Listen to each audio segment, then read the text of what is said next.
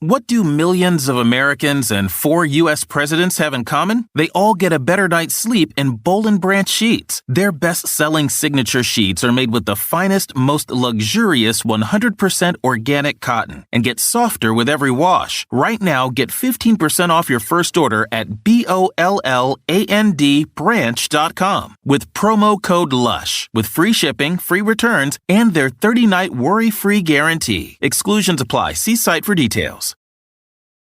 There are so many amazing days on the way to your wedding day, and Zola's here for all of them. Like the day you find your perfect venue, and the day you almost skip to the mailbox to send your invites. Zola has everything you need to plan your wedding, like a free website for guests to RSVP and shop your registry. And those not-so-amazing days, Zola's here for those too. Talk to Team Z, their expert wedding advisors. From getting engaged to getting married, Zola is here for all the days along the way. Start planning at Zola.com. That's ZOLA.com. For exclusive podcasts and more, sign up at patreon.com/partnersincrimemedia. I'm Rebecca Lavoie, and this is Crime Writers On.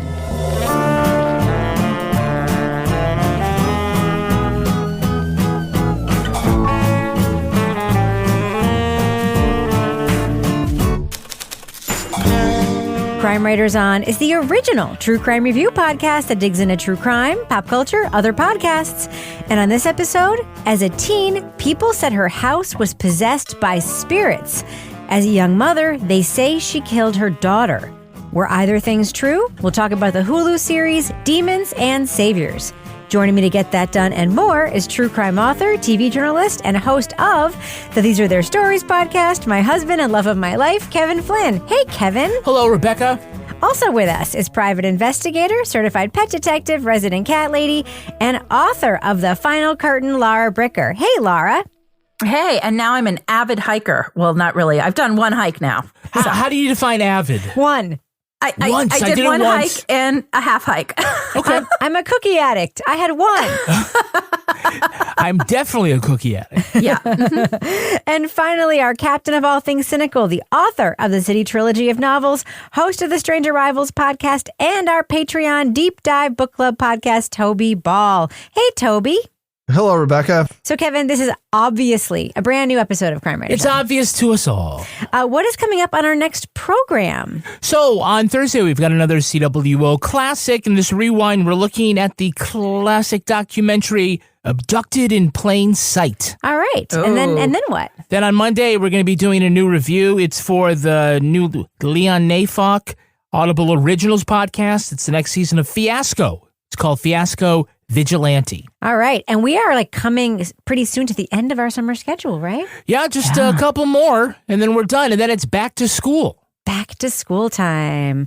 Oh, speaking of which, if you are on How's that for a transition? Very good, Kevin. I'm very proud of you. If you are a member of our Crime Writers on Facebook group, which is free and available to anyone who wants to join, all you have to do is go to look for Crime Writers on podcast on Facebook, go to our regular Facebook page, hit join the group. I think I have a pinned post there. You hit join the group. You got to answer a question. Literally, if you can name any of us, any of the 4 of us, we'll let you in. If you're a teacher and you have an Amazon wish list for your classroom, you can post it in our group. I have a post there for it, and members of our community will buy stuff from your Amazon teacher's wish list. We did this last year, and members of our community really stepped up. And I personally, earmuffs, Kevin, bought something and will buy something from one of each of your lists. I mean, it might be a little small something, depending on how many lists there are. But the teachers have already posted so far. I posted it today. I have bought one thing from each of their lists, and I promise to keep doing so. So please, teachers, join. If you're a listener to the podcast, join our Facebook group. Post your Amazon wish list or post your classroom needs if you're not allowed to have wish lists in your particular school. People in our community love teachers and want to support them, and it's a really great way. We love using our platform to help you guys. You are frontline workers now, and we want to support you. Now, moms and dads, this isn't for you to post your kids' teachers list. Nope. This is just for the teachers who are listeners for Crime Writers On, so help them out that way. Yes, right. So don't post your, cousin's brother's sister who's a teacher. If you are a teacher. Yeah. And you listen to this podcast, we want to help you. Not because we don't want to help all teachers, but because we want to keep it manageable. There's only so much of us to go around. And also, Kevin will kill me if I start buying one thing from like 10 million people's teachers list. Anyway, please join our group. And if you're a teacher, and we'd love to help you out. All right. So, Kevin, we have stuff that we need to talk about, and it's pretty feisty stuff. Should we get to it? Well, let's do it. Well, yeah, I want to get to it. I want to see some stuff fly across the room. I think we should get to it. Should we drop that first clip right now? Don't drop it. Let it levitate. Let it fly. I'm going to knock that over right now. Joan and John Resch were freaked out about it and being religious. That framework said this is demonic. And they began to believe that she was possessed by a spirit. Teenager Tina Resch made news in the 1980s with stories of supernatural disturbances in her Ohio home. The so-called poltergeist girl was the focus of academics who wanted to research her powers and skeptics who believed the whole thing was an act. So the two options always available in 1984, this is a strange supernatural experience, or this is fake. As an adult, now going by Christina Boyer, the young mother returned from work to find her 3-year-old Amber fatally injured while in the care of her boyfriend. Though she maintained her innocence, Boyer accepted a life plea to avoid the death penalty. The DA and the judge kept saying, "Are you pleading guilty?" And I said, "Yes, but I didn't do this. I signed the paper, but I'm innocent." After 3 decades in prison, a group of Georgetown students dug into Boyer's case, looking to expose a miscarriage of justice. Despite questions about the evidence used to convict her, officials remained unshaken the mother is deceptive and guilty of murder. You know, whether or not a bunch of students at Georgetown University think it's unfair, that doesn't faze me at all. I don't care what they think. The Hulu series, Demons and Saviors from ABC News Studios, digs into Boyer's paranormal origin story, the circumstances around Amber's death, and the effort to win her release. What role did her supernatural fame play in her prosecution? And can she find justice when authorities feel in the absence of solid evidence she's still criminally responsible just because the victim was her child? Spoiler alert, we are going to be talking about plot points from Demons and Saviors. So if you want to remain spoiler-free, go to the estimated time code in our show notes for our thumbs up or thumbs down reviews. So when I started watching this show, I turned to Kevin and said, are we just watching a recap of an old Unsolved Mysteries episode? Did I not, Kevin? You did. Because it felt like, did it not, a recap of an Unsolved Mysteries episode? Well, there was literally Unsolved Mysteries in the show, so yeah.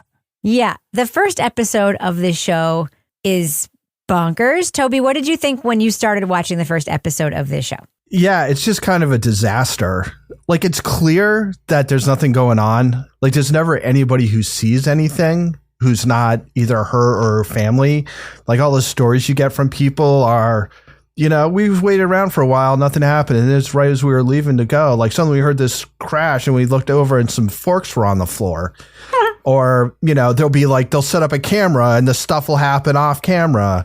Or eventually they get this guy, James Randi, who's like a magician who goes around and sort of exposes people. And they hang out for freaking 9 hours and nothing happens. And then when they get up to leave and they're out of the room, she like knocks over a lamp, but it turns out they still had their cameras going.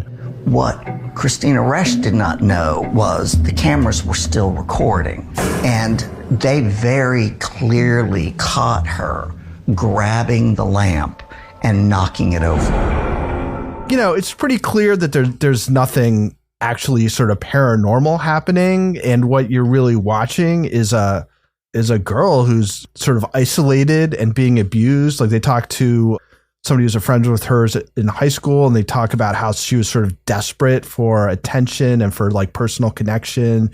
You hear about the abuse, both sexual abuse, physical abuse, mental and emotional abuse that she was getting at home. So the whole thing, it seemed to be about one thing. I think it was actually about another. The whole idea that there was actually something to it. I mean, a guy who's supposedly investigating her takes her off to his research institute and then sends her right back because obviously nothing happened. Like, if something had been happening in his research institute, he would have kept her. So I mean, that was kind of my takeaway, but it takes you like 50 minutes or something to get to this, which could have been done in like 15, maybe. Yeah. Lar, did we need a whole episode about the poltergeist girl aspect of this story? No, I don't think so, because I think the problem with this, and I will say I felt guilty because I was like, oh God, I'm the one who recommended this, because I saw a preview segment of these law school students that we'll talk about later on Good Morning America. I was like, oh, that sounds like a cool initiative. And they're in this new documentary. I didn't realize that there was going to be this long drawn out thing about the poltergeist girl. And I honestly feel like there was like two different stories here. And the story that I think was actually interesting was about this, clinic at the law school where you've got the exoneree who's become a lawyer and who's a professor, along with the other lawyer who's a professor, and these students who decide to take on her case after she's been serving this very long sentence for the death of her daughter. Yes, obviously it's prejudicial, all of this poltergeist background. And that's why I think they put all of that in, because of how she was treated in the court process and in the sort of court of public opinion when her daughter was, found dead. They're like, oh, it's the poltergeist girl. Well, we could have gotten that information in a whole different way without having an entire episode devoted to that story, because the flow, it just was so fucking slow. I almost couldn't watch it. And I was like, where's the wrongful conviction part of this? It's not that I don't care about the poltergeist part, but I just think there was another way to incorporate that information into the narrative that would have been more impactful. I'm not sure that is why it was so long. This is the whole thing. I didn't know any context about this when I started watching it, and no one else will either, because this is just a thing that's on Hulu and they'll just hit play, right? And when you start watching this, Kevin, what were your feelings when you started watching this episode? What did you actually think you were watching when you started watching this? Well, I mean, when I started watching this, I'm thinking, okay, this is going to be a real stinker and we're going to dunk on it. Maybe we still will. Although at the end, there were parts when I'm like, okay, there's a little something here that could be made into something. And this seems really interesting. But I think when you start off, the very first thing, it's the whole reenactment, I'm going to unplug the TV and it's still on. And it just gets crazy. I feel like that the structure of this, they could have really changed these 3 acts and moved them around and, made this how I would have done it. I would have started with a little bit, an opener with the Georgetown students. Yes. To say to let everybody know there's something at stake. The documentary is going to be moving forward with real-time events. It's not just going to be a looking back and recapping what happened. We understand basically that there was a crime, but I don't ever get the sense from early on that what the crime is or how it's connected, to the supernatural thing. I think that for people who are tuning in because they see the promos and they think this is a supernatural story, they're going to be really disappointed. And if you're tuning in looking for a true crime story, you don't really get that till at least 2/3 of the way through. Well, maybe 1/3 of the way through. And if you're looking for the exoneration story, you don't get that till 2/3 of the way through. That's right. So how I would have structured it, and maybe I'm going to say I would do, the script exactly the same, but no. You would not. It's terrible. I would start with the Georgetown students. I would establish that there's this, they're looking into this. Then I would go to the trial. I go to the crime, her adult life.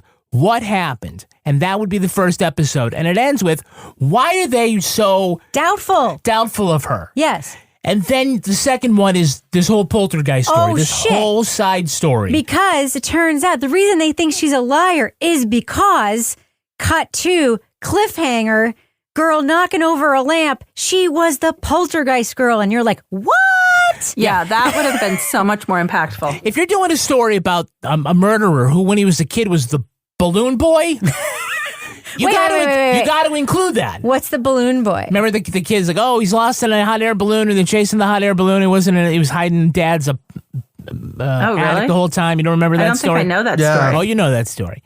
But I mean, if that's a significant Kevin, part I didn't have TV. I don't know that story. Oh, that's right. It's early 90s, I think. Yeah, if that's a significant part of their background. Lars just appeared from camera. She's definitely Googling Balloon Boy. She's Googling it right now. Yeah, I don't know Balloon Boy. No, I'm here. But it's like you don't. along the way, I'm like, if that part's interesting, maybe they should flesh that out more. The idea that like maybe this girl was spirited away to this weird institute, like I'm like, okay, there's a kernel of something there. Maybe if they worked on that, that might be more interesting than, I felt like at first they were going to try to get us to buy into this whole sort of baby Gabriel idea that, oh, she was really had superpowers, and we're going to listen to this. And like, I'm at home going to be rolling my eyes saying, why the fuck are you telling me this? Because you're full of shit.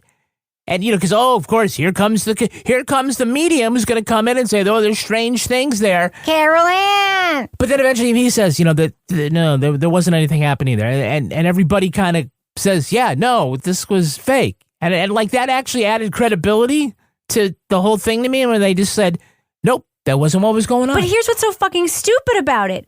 They wasted our time explaining to us what a poltergeist was. They wasted... I know it's a waste. I'm sorry. They wasted our time actually laying out the elements of like, here are the reasons why, like, this is what, like telekinesis is. Here's what a poltergeist is. Here's all of the you didn't have to do any of that, like actually trying to lay out a case for the credibility of her, like, telekinetic poltergeist abilities. That was a huge fucking waste of our time. If the conclusion is she was an abused kid whose parents used her and like made up this story so that like, or somehow they were like benefiting from it or whatever the fuck was going on. Like, just get to that. Don't like waste our time with explaining to us the pros and cons of her potentially being yes or no and like showing us potential good evidence for it and then showing us people who are doubtful of it and then explaining to us, well, a poltergeist is a German ghost who haunts children. Like, what the actual fuck did they spend that time doing that for? It was wildly problematic for me. Toby, you're staring at me like you have something very critical to say about this. We're on Zoom. I'm not staring at you. Yes, you're poltergeisting her, Toby. I mean, I think the only thing about that story, to me, that could have been, sort of resonant is the idea that this girl who's like reaching out for something outside of her family just attracts these people who are just there to exploit her for something that I assume that they don't even really believe, right? It's just, she's like becomes part of the circus. And to me, that seems kind of tragic, like you're kind of throwing out signals that you want to be rescued. And the people who show up are just these like weirdos and charlatans.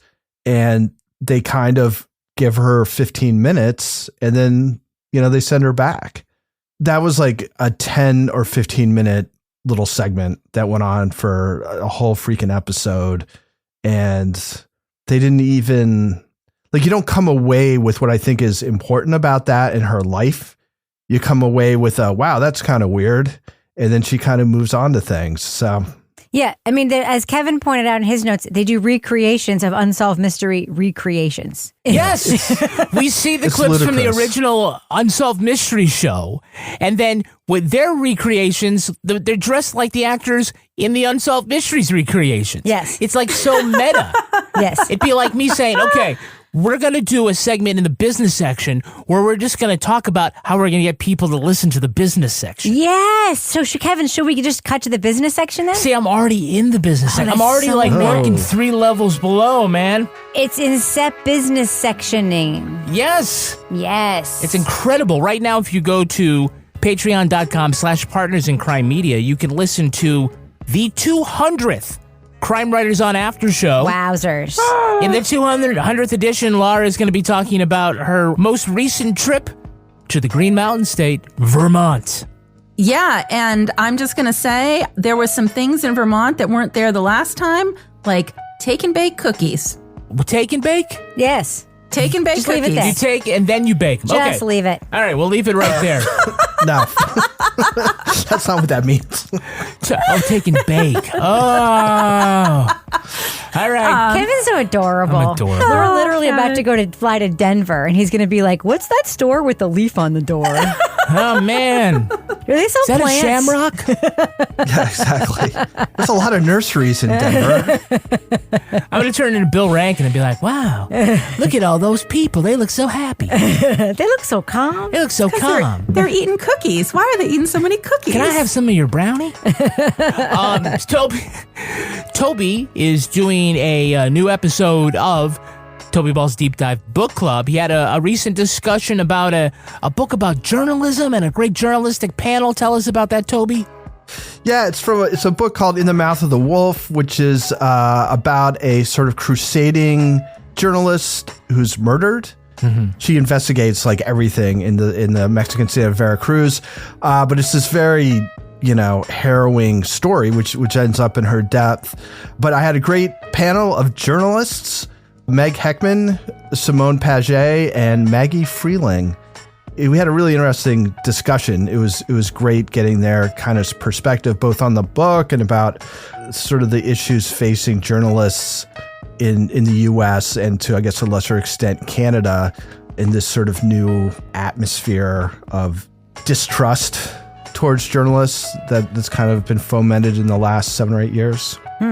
So we also have episodes of Married with Podcast and Laura's Leave It to Bricker podcast. We have some news for those folks who are on Patreon that right now Patreon is syncing their content with Spotify. It's about freaking time. Yeah, so, however that works, you can do that now. By the way, Spotify apparently is, throughout the podcast ecosystem, accounts for more than 20% of the podcast listening. Yes. Among Crime Writers On listeners, 3.9%. That's because, well, I'm just saying, that's a demographic thing, I guess. 73% of you're still using Apple Podcasts for your preferred app. Yes. Just a little tidbit to drop on you. Yes, at Outside In at New Hampshire Public Radio, Yeah. it's like 30% Spotify. It depends on the age of people listening to podcasts. And I think we've all established that all of us here, old as fuck. Speaking of old as fuck.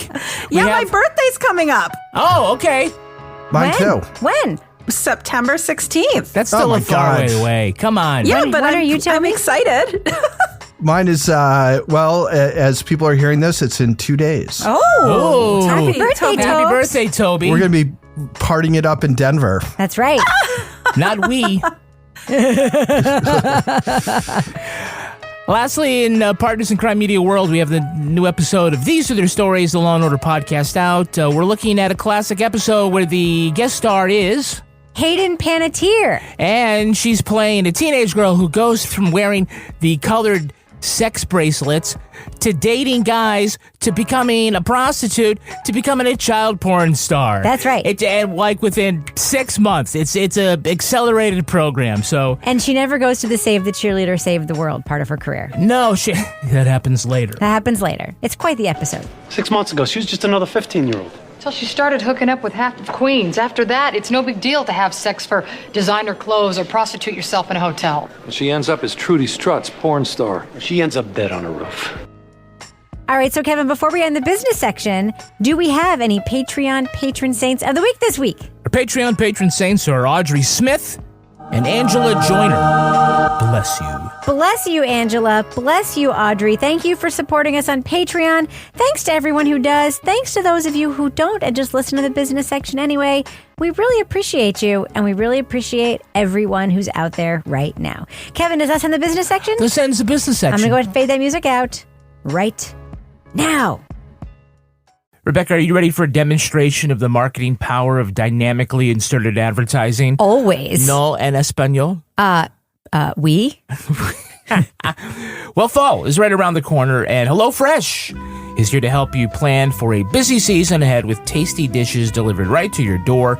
Simply choose your recipes and pick your delivery date, then lay back and enjoy the last days of summer knowing dinner is covered. Hola, Fresco. So if you have been following us online and stuff, you know Rebecca and I have been traveling for business, for pleasure. And so what that means is that we leave our youngest at home with the dogs. I mean, he's 20. He's I know. Not I was that just young. going to say. It's not like he's 4. It's not like labor laws in Arkansas. I get it. But we'd be gone for a couple of days. And then for dinner, it would either be he goes takes our credit card and maxes it out on delivery, or we give him our 2-person HelloFresh. Yes. Because not only is it's easy to make, right? It's something that he can achieve. Everything is right there in one big bag. Everything's pre-portioned, and it's delicious. He gets to chop and dice. He loves it. He sends us photos of all the little ingredients on the cutting board. He really feels a lot of pride because he actually is a pretty good cook. But HelloFresh bumps up his game. Yeah, he feels like he's going to be a TikTok influencer. Yes. But probably not. Nope. Just go to HelloFresh.com/50crime. 50crime. And use code 50crime. 50crime. For 50% off plus free shipping. That's HelloFresh.com/50crime. 50crime. That's 50crime for 50% off plus free shipping at HelloFresh, America's #1 meal kit. What do millions of Americans and 4 U.S. presidents have in common? They all get a better night's sleep in Boll & Branch sheets. Their best-selling signature sheets are made with the finest, most luxurious 100% organic cotton and get softer with every wash. Right now, get 15% off your first order at BOLLAND branch.com with promo code LUSH with free shipping, free returns, and their 30-night worry-free guarantee. Exclusions apply. See site for details. Okay, so we do get past the poltergeist/telekinesis part of this story eventually, and we get to the real crime and the real story. So now we have this woman, Christina, who's been accused of killing her young child, and whether or not she did it is actually kind of suspect. So let's talk about that a little bit. So, Toby, there is a disconnect between what people who are fighting for Christina's innocence believe and what people in Christina's community and the people who prosecuted her and, arrested her for this crime believe, right? There's just no sense at all in her community that it could possibly have not been her. Right. So this is a little bit similar to the one we did, Stephenville, where she's an outsider who's coming to town in Georgia. She's a single mother, and then she's got this weird poltergeist thing, right? She's in the Bible Belt. So I think there's just this, people are predisposed to distrust her, and she has a relationship with this kid who was born and raised there, apparently by a family who everybody says is super respectable, and they can't imagine him doing anything wrong. So when the child dies, and there's no at the time significant proof that it was one or the other, the prosecutors and the police pick her rather than him because, and somebody else can talk about why.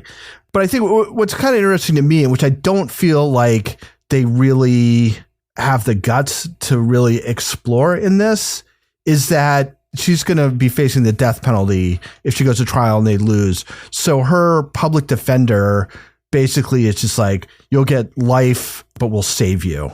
Right? You plead guilty, you'll get life, but you won't be executed. And then these people at Georgetown are like, that was the stupidest thing ever. That's the stupidest plea we've ever seen.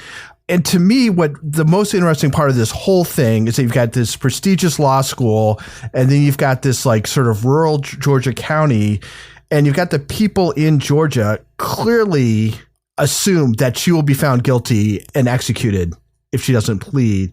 And you've got people in Georgetown who are sort of confident that they can find this evidence to overturn this, that they can win a trial.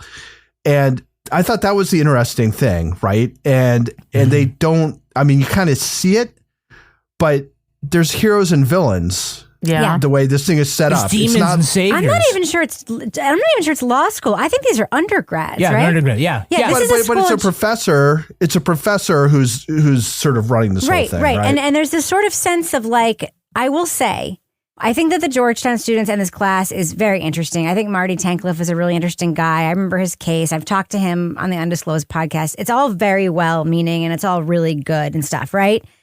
And I'll just say it. There is this sense of privilege that comes from being able to sit in this setting and looking at these facts and these people from over here and making choices in the way to approach them and parachute into a community and approach it from that point of view. And you feel that very strongly when you follow these women around in this town, right? And that's the documentary that's missing here, because it's You're not talking about people who are actually going to take this up as a case and take it to court. You're talking about women who are taking this up as an academic exercise. And they're going to graduate college. That's it. Mm-hmm. And there's something there that really struck me that I'm like, there's an ethical question there that is not explored in this. Yeah. And it irritated me. Tell me why. They irritated me. Something that I learned through our trip in Georgia is that it is not easy work. Like, I think we definitely made the most of the time that we had, but it was just like...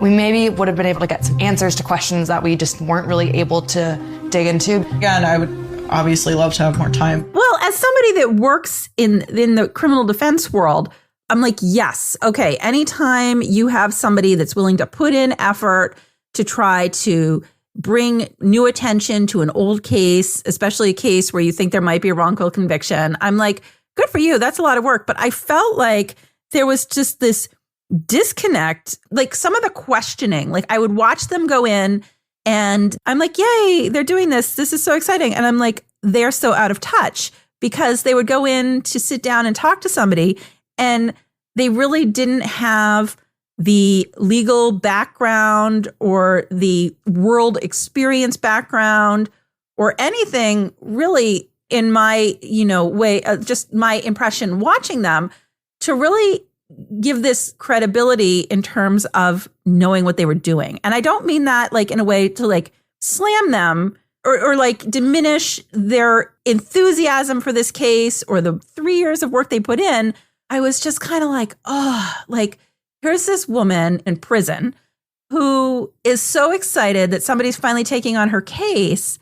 And part of me is like, what's going to happen when they graduate? And who's going to take on this case? And she's calling them all the time. And all these things are happening. But I felt like even just the tone of the way that the students talked about the things they were doing in the case, there was not really, to me, like a realization of the ramifications of putting this new hope on this case with knowing that it might not go further. Does that make sense? Yeah. And there's also no like sort of deeper discussion about like why women aren't found factually innocent. Like there's a reason why. It's because there's no DNA involved in this case. Innocence projects don't take on a lot of cases with women because innocence projects usually take on cases where there's new evidence, aka DNA. There's not going to be any new evidence in this case. The evidence is all out there and the DA decided she did it. I mean, that's just what happened, right? So, and I mean, Kevin, you have some thoughts on just like the evidence itself. Like you have, your own sort of take on the case itself. And I think it's important to talk about like the actual case. Yeah. Here. Look, I mean, it's clear that she was not a great mom, right? And we hear about, sort of later on about her activities where she's, maybe apparently doing sex work with the child around and things like that. It's clear to me that David Heron delivered the fatal blow when Tina wasn't there. But I am struggling with the idea that she had no idea her daughter was being abused when there are so many old bruises and, you're changing diapers and, if she could say, well, I was aware, but I was fearful of David. I didn't know what to do. That might mitigate the circumstances. It might have lent a little credibility to what she was saying to prosecutors and police. They might have looked at her role differently. I mean, I think she was guilty of endangering the child, but that is a far cry from the gas chamber. So I don't think she comes to it with clean hands, but I don't think she belongs in jail for as long as she had for what was, part of the reason why they went after her and why a jury would have convicted her, likely, because the juror said this in the Heron case, was that because she's the mom. Yeah. I think there is some, things too, like, okay, you ought to, be parental, you ought to take some parental responsibility, but this is beyond that, right? This is, it isn't like you should take the fall for someone else's fatal blow. I think it's possible that she could have seen Andrews on her child and not drawn the line to straight up abuse. I do. Yeah, it is. Because that happens. But then this is why the problem with her background was sort of like being having run this big long con about, I'm the telekinesis girl. She was a child. But even as an adult, Rebecca, as an adult, she still doesn't come clean on this, right? She still says, well, my mom made me pull down that lamp the one time she got caught. If she had said, look, I was lonely, I was troubled, this thing got me attention, it would build our confidence in her that maybe some of the things that she does say is truthful. Do you think she still believes she bent a million spoons, or she still would say that she bent a million spoons? I don't know. I mean, I think she probably did, but did she do it with her mind? Yeah. I don't know. It's just it's difficult. I know she didn't. Yeah. Toby. Sorry, okay. go ahead. Toby, Toby, are you sure? Can we talk about the DA? I love that guy. I want Toby to talk about the mics, because yes, the people who the two mics, the ones who don't know who did it, but. Toby, thoughts? It's maybe they're edited to look like idiots, but this whole idea that they're like, well, I don't know who did it, but she's the mom, so she's got responsibility for keeping her kids safe, so we charged her with the murder. I knew some family. I knew his brother and his brother's wife real well, but that has nothing to do with the case.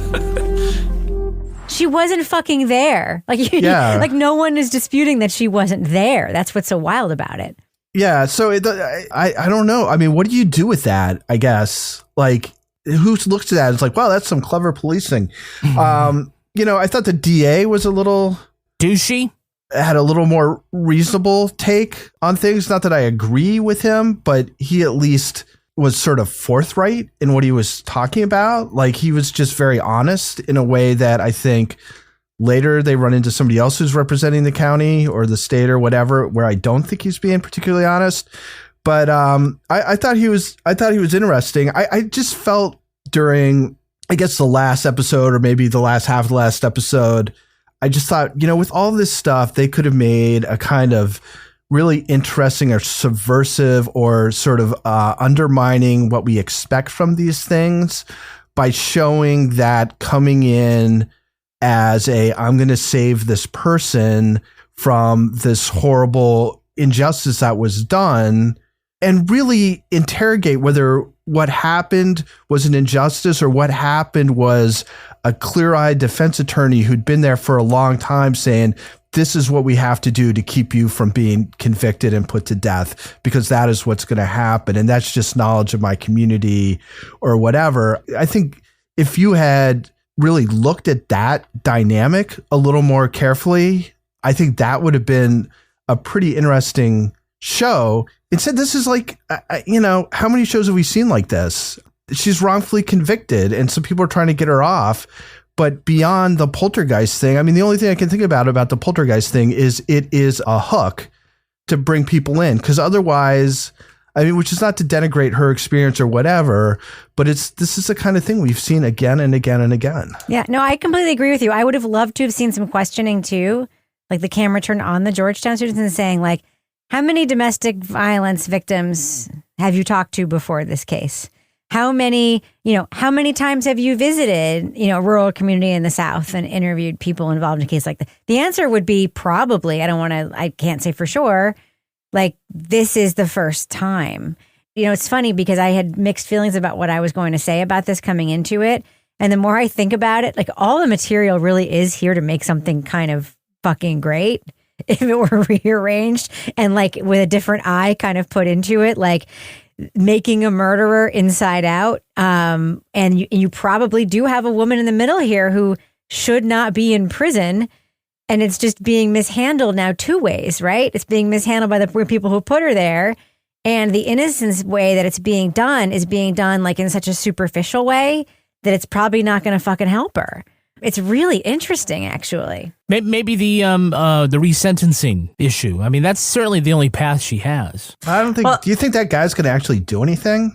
Not when the cameras leave. I just like that guy was clearly like he clearly liked that one girl, because did you see how he was like smiling at her? He was like he goes, I guess I'll take it. And then he kind of like smiled and she was like, huh. And I was like, oh my God, he's flirting with the students. And there was definitely, I was like, she needs to do an extra hair flip before she leaves. I think that would work. He was definitely like, That's not on her, by the way. That's on him. I'm not saying she needs to next to her. I'm saying I think he was paying attention to that. I do think one of the more interesting characters to me in this was the DA, who was so forthcoming about why this conviction happened. The old DA or the current DA? The guy who was like, am I being a jerk? Do I sound like a hard ass? And I liked that he was like, I'm not going to listen to a bunch of fucking college students, whatever he said. It wasn't that, but it was something to that effect. And then he gets in there and he's all nice to them. He's like, oh, okay, maybe you've changed my mind. But gave you something to think about.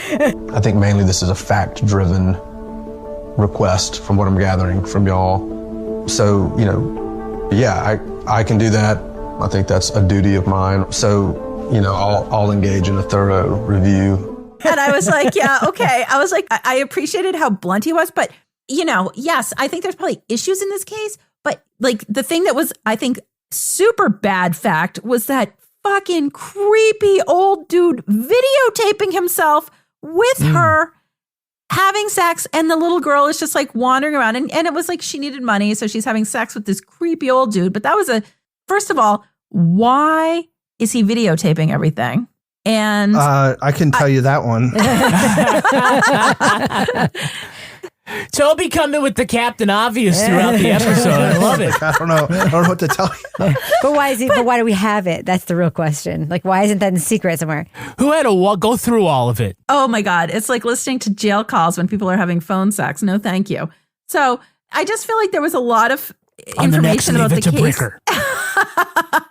No, I can't talk about that. Just the fact that there was a lot of bad facts in this case that were sort of glossed over for the sake of she's wrongfully convicted and we're going to overturn this and we're going to get somebody to re-examine in this case. The problem is those bad facts are still there and they probably contributed to why she was convicted in the first place. Do you know what I mean? Yep. So I guess two things. One is, to be clear, I do not agree with that freaking DA about like anything. I just thought that he was somebody who's willing to be so honest about his thought process in a form in which he must know that people are going to be like shaking their heads, like in disagreement. I thought was like one of the best things about the show is because usually he's just not cagey. He's very forthcoming. This is not a beating that occurred on one day. And both of those people are responsible for that child being dead today. If you want to have tunnel vision, you do that. That's your job. It's not my job. Like, I get that thing about her doing the on camera sex work stuff with her kid around, like, is probably a bad fact in front of the jury. But I think just in terms of her life, I mean, it's more. I think it feels more of like evidence of desperation. Yeah. Yes, and they call it survival sex work. Yeah, right. Yeah. I mean, it's sad. It's not horrible. Evidence of murder. But it's not going to, like, I assume that in front of a jury in that location, you tromp that out there, it's going to be like, yeah, it's just like she's just morally, like, the kind of person who'd do this is the same kind of person who would kill their child. And that's what the defense attorney he knew it. Who did the plea deal did. He's just like, this is how I save your life. I liked that guy too. I liked when he was like, you can come down here and try a case. Again, I think I liked him as a voice on this show. I don't think I would really like agree with almost anything he said ever in his entire life. But it was illuminating. Yeah. I mean, they just were honest, despite the fact they knew they were going to be portrayed as villains, I guess. What do millions of Americans and 4 U.S. presidents have in common? They all get a better night's sleep in Boll & Branch sheets. Their best-selling signature sheets are made with the finest, most luxurious 100% organic cotton and get softer with every wash. Right now, get 15% off your first order at BOLLAND branch.com with promo code LUSH with free shipping, free returns, and their 30-night worry-free guarantee. Exclusions apply. See site for details. There are so many amazing days on the way to your wedding day, and Zola's here for all of them. Like the day you find your perfect venue, and the day you almost skip to the mailbox to send your invites. Zola has everything you need to plan your wedding, like a free website for guests to RSVP and shop your registry. And those not-so-amazing days, Zola's here for those too. Talk to Team Z, their expert wedding advisors. From getting engaged to getting married, Zola is here for all the days along the way. Start planning at Zola.com. That's ZOLA.com. Ready to pop the question? The jewelers at BlueNile.com have got sparkle down to a science with beautiful lab-grown diamonds worthy of your most brilliant moments. Their lab-grown diamonds are independently graded and guaranteed identical to natural diamonds, and they're ready to ship to your door. Go to BlueNile.com and use promo code WELCOME to get $50 off your purchase of $500 or more. That's code WELCOME at BlueNile.com for $50 off. BlueNile.com. All right, let's do what we do. Let's let our listeners know, should they check out Demons and Saviors? Laura Bricker, what do you think? Thumbs up or thumbs down for Demons and Saviors?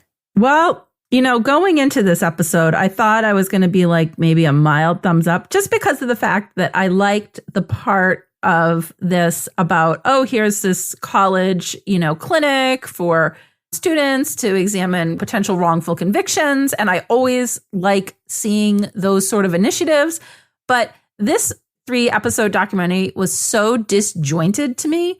I think there are some interesting stories within this case and within these students re-examining an old case and within the conviction of this woman and her past. But unfortunately, the presentation and the way that the story was told in this was done in a way that really just narratively for me didn't work in terms of compelling storytelling and left me feeling frustrated more than fired up. And I'm a defense investigator. I should be fired up when I watch something like this. And I was just fired up about the order that it was told in, not the story. So that's that. Toby Ball. Yeah, my first note on this was episode 1 is a mess. And then I scribbled out episode 1 and just wrote this whole series. The material is here for something that's complicated and sort of challenging to a lot of the things that we think about when we think about true crime and the way true crime is sort of presented. Instead of doing that, they've just sort of served up pretty by the numbers true crime thing, but not in a way that makes a whole lot of logical sense in the way it's set up. And I think really has to overlook a bunch of things that could have been interesting in order to get to this fairly simple story that they want to tell. And it's a shame because in the end of it, it just doesn't feel like anything different or unusual when it could have been. So I'm a thumbs down. I really, every moment where I thought maybe things would be taking a turn for the better or more interesting, they quickly turned back to the boring and hard to understand. So thumbs down. Kevin Flynn. I'm going to go thumbs sideways. That's the nicest thing I can say about it.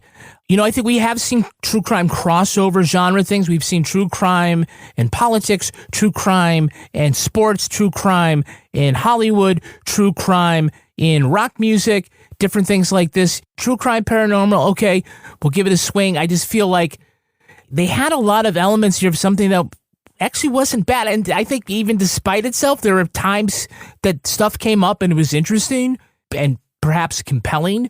And it's, a case where you definitely can argue, well, did she give the fatal blow? If she didn't, how responsible is she? Should she be there for 30 years or plus for the rest of her life? There are things here, but it just was put together so poorly that it's almost like they, went into a whiteboard meeting and just pulled all the index cards off and just rearranged them. Or put them they went in a chronological order when it really needed to be told in a different narrative way. I really thought this was going to be super bad and we would be laughing at it manslaughter style. I was surprised at points when there was like things here that, seemed like, okay, I see why they wanted to do this. But I also see why probably some network executive said, no, lean hard on the poltergeist stuff because that's what's going to draw in an audience. So best I can say is sideways. So I think that Mark Howard and Marty Tankleff co-teaching the class at Georgetown has been covered in the media. It's super interesting. Marty Tankleff went to prison. His best friend, Mark Howard, said that he knew since he was 3. They were supposed to graduate high school together. Marty Tankleff ended up going to prison for murdering his parents. He eventually ended up getting out because his friend Mark Howard became a lawyer. And then it's a whole thing. Now they're co-teaching this class together at Georgetown and they're studying cases, right? Their class could actually spin off a bunch of it could be like along the lines of Philly DA, right? It could be like a PBS series where they like show a bunch of cases that the class is studying, right? It is so unfortunate that this is the first documentary that's being made from a case being done by students in this class. It really is, because it was just done in such a horrible like presentation. And I just think that it was approached in such a way that it didn't do credit to the work the class is striving to do. And the things that I said about the students in the class were said because of the way the students were shown in this thing, not because of the way the students probably actually are. It just really bums me out because when I was watching this with you, Kevin, I was just like, I was like not enjoying watching it after episode 1. There's a lot of interesting things in it. I can't ultimately recommend it though, because it was just so botched and it just bums me out so much because it could have been so good. There's interesting stuff here and it could have been subversive and it could have been cool and it just was a mess. So ultimately I'm thumbs down. That being said, I really do think there's material here, and I think there's more material to come out of the work being done in that class with these undergraduates who are not like actually going to probably ever get anybody out of prison because they're examining issues about why certain exonerations can't happen. And namely in this one, the reason this one is interesting is because it's a woman, and women's cases don't go to innocence projects, and there's a fucking reason for that. So anyway, there's material here. It wasn't brought to bear. That's why I'm giving it a thumbs down. Also because it's a disaster. But there's stuff here that is not uninteresting. So that's it for me. Thumbs down for Demons and Saviors.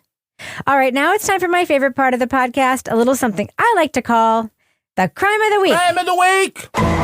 It was a series of unfortunate events for a Texas woman mowing the lawn. Peggy Jones was minding her own goddamn business when a snake fell from the sky and landed on her arm. The serpent wrapped itself around her arm and started biting her. Just as she thought the situation couldn't get more dire, a hawk swooped in and tried to rip the snake from her arm. Officials think the bird was overhead when its next meal slithered from its talons and fell onto Jones, so the raptor went after it.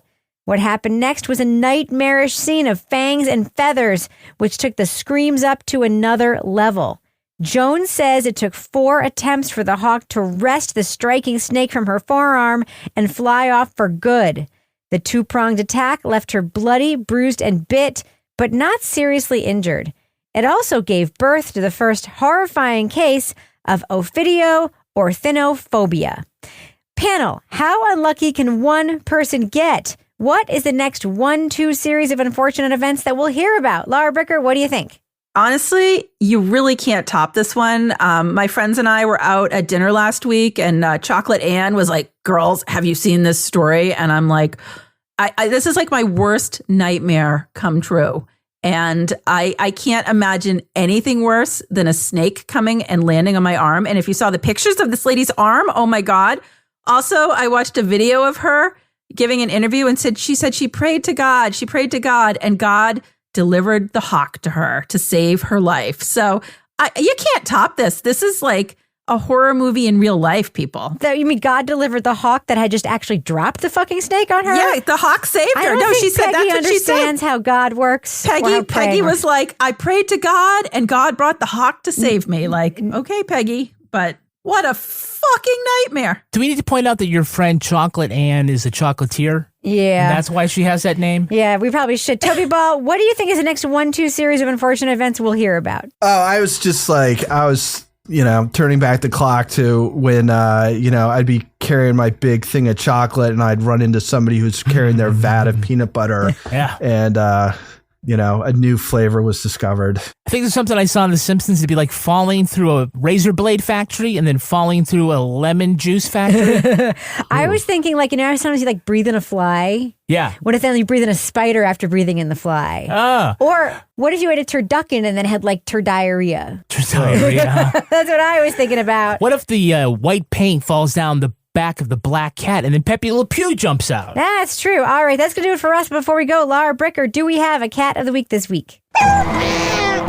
We have some new animals joining the Crime Writers On family. We do. Now, anytime an animal joins the family of Toby Ball, we get a lot of Does an attention. angel ring its bell or whatever? Something like that. I mean, we had Clancy the puppy. Clancy, very, very popular. A hawk gets a snake.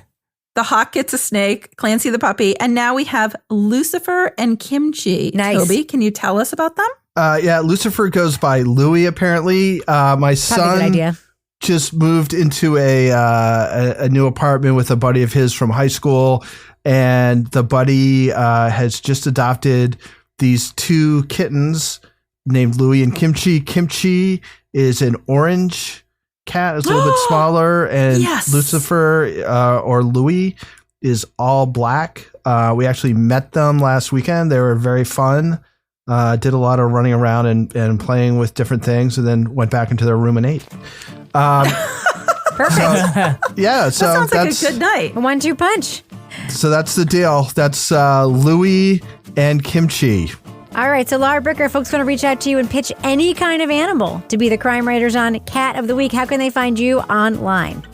Well, you know I prefer cats and kittens, but I will take other animals, but no snakes, at Laura Bricker on Twitter. What about you, Toby? How can you be found just in case you happen to post any photos of these 2 kittens? At Toby Ball NH. Kevin Flynn, what about you? How can you be found? At Kevin P. Flynn. If you want to follow me anywhere and everywhere on all the social media sites, you can find me at Reb Lavoie. Follow the show on Twitter and everywhere else at Crime Writers On, and I encourage you to follow our amazing community in our official Crime Writers On group. Support a teacher. Join our group. Just go to our regular old page. I said it at the top of the show. Join our group.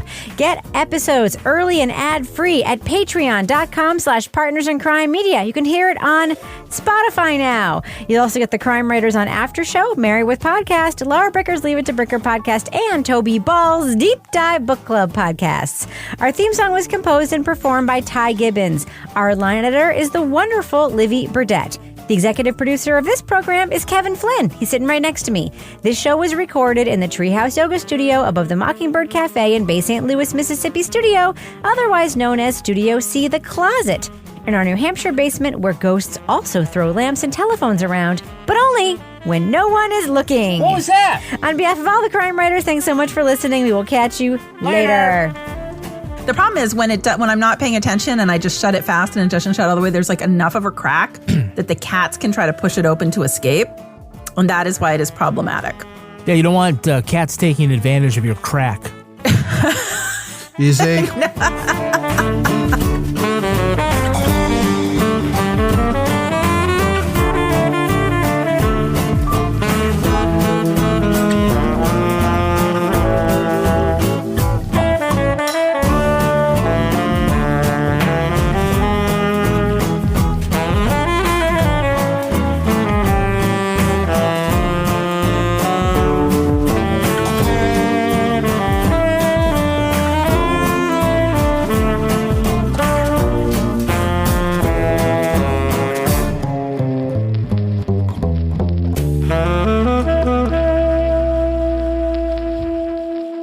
Partners in Crime Media. Not waking up feeling refreshed and rejuvenated? Reset your rest at Mattress Firm. With over 200 hours of training, our sleep experts will help match you with the bed that best fits your sleep needs. Plus, we're so confident that you'll get the right bed, we offer you 120 nights to love it or exchange it for a new one. Ready to get the mornings you deserve? Stop by your local store or visit mattressfirm.com today.